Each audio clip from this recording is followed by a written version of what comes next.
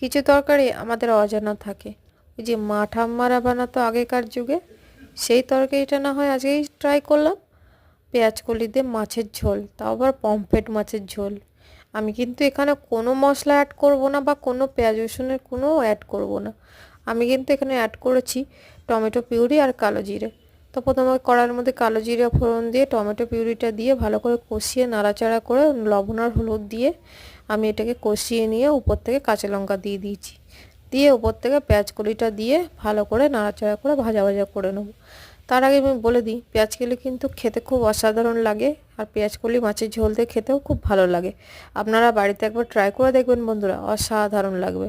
আমি পরিমতন জল দিয়ে আমি কিন্তু এখানে মাছটা ভাজিনি, আমি কাঁচা মাছই অ্যাড করেছি। আপনারা চাইলে ভেজে নিতে পারেন, কাঁচা মাছ দিলেও কিন্তু খেতে অসাধারণ লাগে। আর দিয়েছি উপর থেকে একটু ধনেপাতা। আমার ভিডিওটা ভালো লাগলে লাইক কমেন্ট শেয়ার করো, সাবস্ক্রাইব করতে ভুলো না।